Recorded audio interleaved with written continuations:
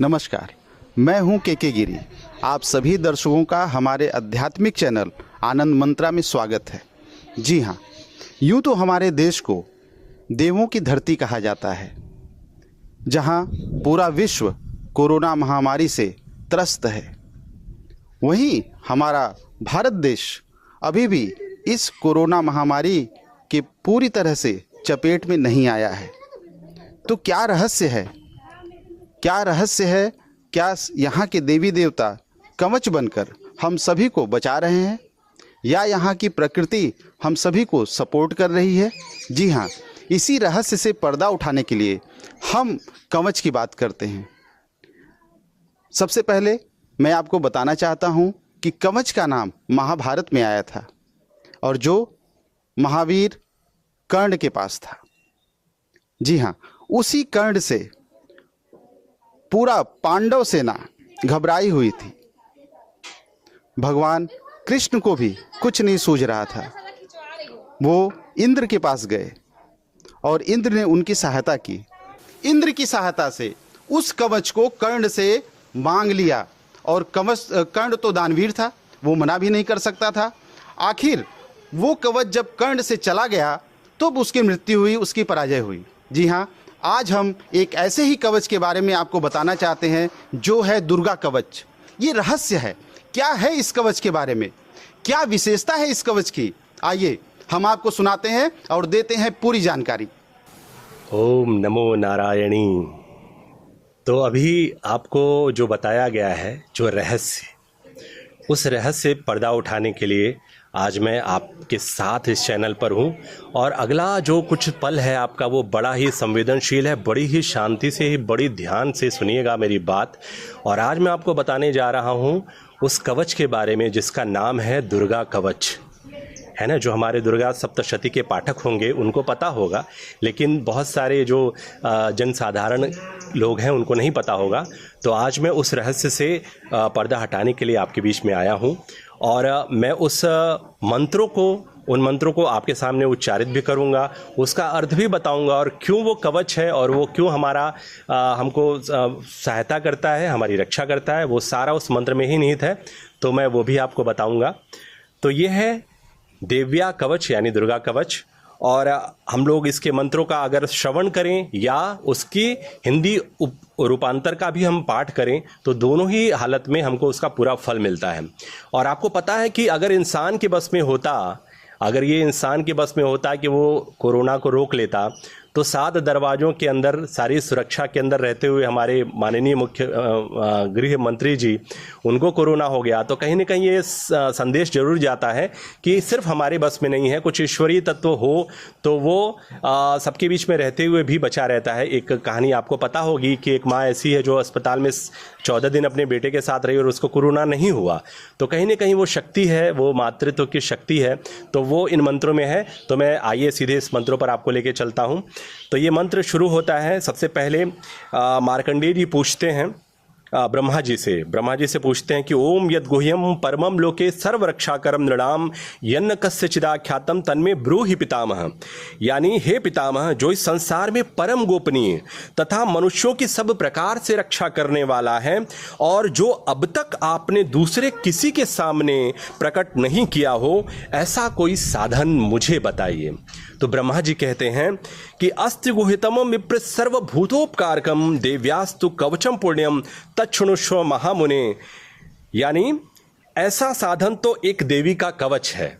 वो देवी का कवच है जो गोपनीय से भी परम गोपनीय, पवित्र तथा संपूर्ण प्राणियों का उपकार करने वाला है।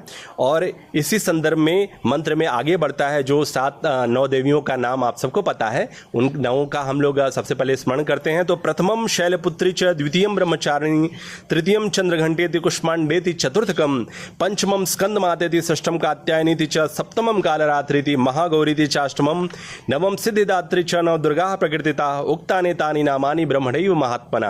ये सारी जो 9 देवियां हैं उनका हम स्मरण करते हैं, और उनका सबसे पहले हम आवाहन करते हैं कि वो हमारे मंत्रों में आके निहित हो जाएं और मंत्रों के माध्यम से हमारे पास तक पहुंच जाएं।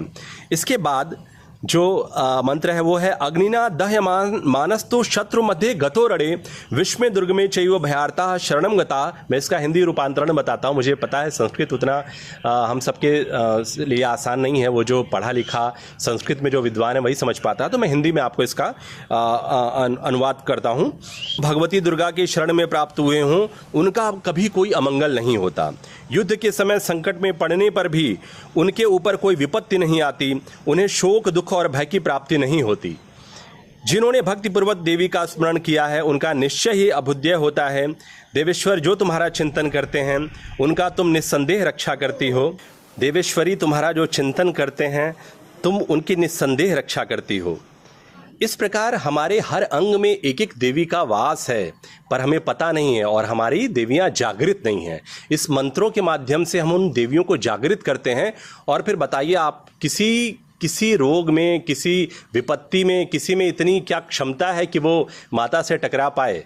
आप सब माता के भक्त हैं, नवरात्र आने वाला है, तो मंत्रों में शक्तियां क्या हैं, मैं उन एक एक देवी का नाम लूंगा और वो किस किस जगह की रक्षा करती हैं वो मैं आपको बताऊंगा। तो मंत्र है कि प्रेत संस्था तो चामुंडा वाराही महिषासना ऐन्द्री गज समारूढ़ा वैष्णवी गरुड़ासना माहेश्वरी वृषारूढ़ा कौमारी शिखवाहना लक्ष्मी पद्मासना देवी पद्महस्ता हरिप्रिया।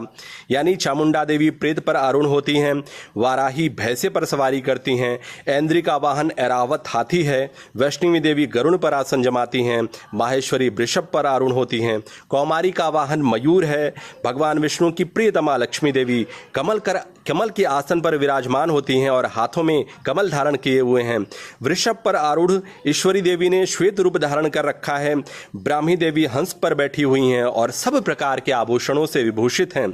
इस प्रकार ये सभी माताएं सब प्रकार की योग शक्तियों से संपन्न हैं। इनके सिवा और भी बहुत सी देवियां हैं जो अनेक प्रकार के आभूषणों की शोभा से युक्त तथा नाना प्रकार के रत्नों से सुशोभित हैं। ये संपूर्ण देवियां क्रोध में भरी हुई हैं और भक्तों की रक्षा के लिए रथ पर बैठी दिखाई देती हैं। ये शंख, चक्र, गदा, शक्ति, हल, मूसल, खेटक और तोमर, परश तथा पाश, कुंत तथा त्रिशूल एवं उत्तम धनुष आदि अस्त्र शस्त्र अपने हाथों में धारण करती हैं। दैत्यों के शरीर का नाश करना, तो ये महामारी एक दैत्य ही है। भक्तों का अभयदान देना और देवताओं का कल्याण करना, यही इनके शस्त्र धारण का उद्देश्य है। इसके बाद किस अंग से, किस दिशा से कौन सी माता हमारी रक्षा करती है, जो हम इस मंत्र को पढ़कर सिद्ध करते हैं, वो मैं आपको बताने जा रहा हूं।